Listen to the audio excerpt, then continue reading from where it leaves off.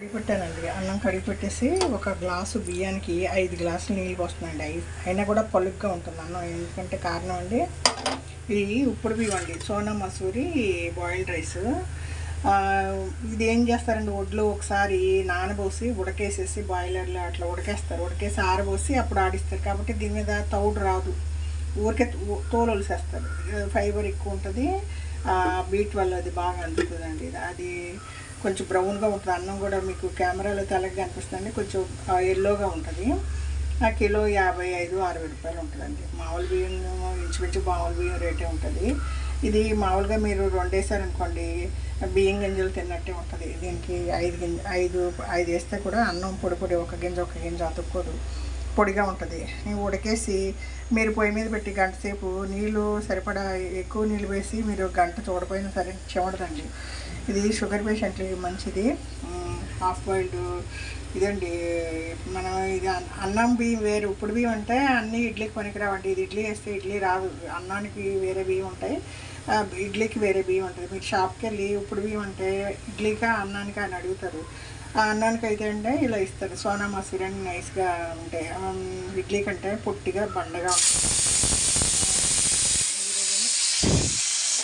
ఈరోజు అండి కుక్కర్లో కనపడ్డ కూరగాయలండి, ఫ్రిడ్జ్లో చెత్తగా ఉన్నాయి. ఈ రెండు ఒక సొరకాయ ముక్క, మామిడికాయ, రెండు వచ్చి ములక్కాడలు అన్నీ కోసేసానండి. అన్నీ కోసేసి అడుగున 2 గుప్పిళ్ళు పప్పు వేసాను.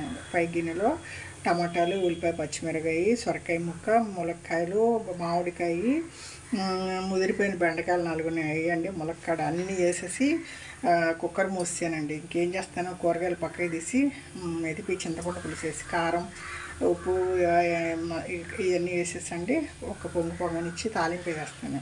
కూరగాయలన్నీ ఏరుకుని తింటే సరిపోద్దండి. ఫ్రిడ్జ్ అసలు ఖాళీ లేదు, దానికోసం ఈరోజు మొత్తం ఫ్రిడ్జ్ గాలిచ్చి పని ఏమేమి అవసరం లేదు. ఏ కూరకే సరిపోవండి, అన్నీ కలిపితే ఒక సాంబార్ అయిపోయింది. అది పనికిరాదు ఇది పనికిరాదు పారేయకుండా అండి అన్నీ యూజ్ చేసుకున్నాను. ఒక క్యారెట్ కూడా ఉంది, అది కూడా వేసాను. ఇదండి అన్నం కడిగి పెట్టేసాను. అన్నం బాగుంటుందండి, పొడిగా ఉంటుంది, ఏం స్మెల్ ఏం రాదు, అన్నం బాగుంటుంది. నేను కూడా స్టార్టింగ్లో ఎలా ఉంటుందో అని మా వారికి మాత్రం ఉండేదాన్ని. ఆయనకు ఒక 2 ఉండేది, ఆయనకు ఒక అన్నం నాకు ఒక అన్నం, ఎందుకని మనకి మంచిదే కదండి ఫైబర్ ఉంటే. నేను కూడా ఇదే తింటూ మొదలుపెట్టాను. ఒక గ్లాస్ వండితే ఇంతకు సరిపోతుంది. సాయంత్రం కొంచెం అన్నం కూడా మిగులుతుంది. నేను అన్నం తింటాను, ఆయన టిఫిన్ తినేస్తారు. ఇదండి, మీరు షుగర్ పేషెంట్లు ఉంటే సోనా మసూరి ఉప్పుడు బియ్యం అన్నం బియ్యం అని అడిగి షాప్లో తీసుకుంటే అన్నం బాగుంటుందండి, పొడిగా ఉంటుంది, మీకు హెల్త్కి మంచిది. ఎక్కువ కూడా తినలేమండి. అన్నం వచ్చేసి ఒక రోజు 2 సార్లు 3 సార్లు అన్నం వేసుకుంటారు. అన్నం అన్నం ఎలా వేసుకుంటారు, మనం తినేప్పుడు తక్కువ అన్నం తింటాం. దానివల్ల బ్యాలెన్స్గా వెయిట్ బ్యాలెన్స్ ఉంటుందండి, కార్బోహైడ్రేట్లు కూడా తక్కువ వెళ్తూ ఉంటాయి.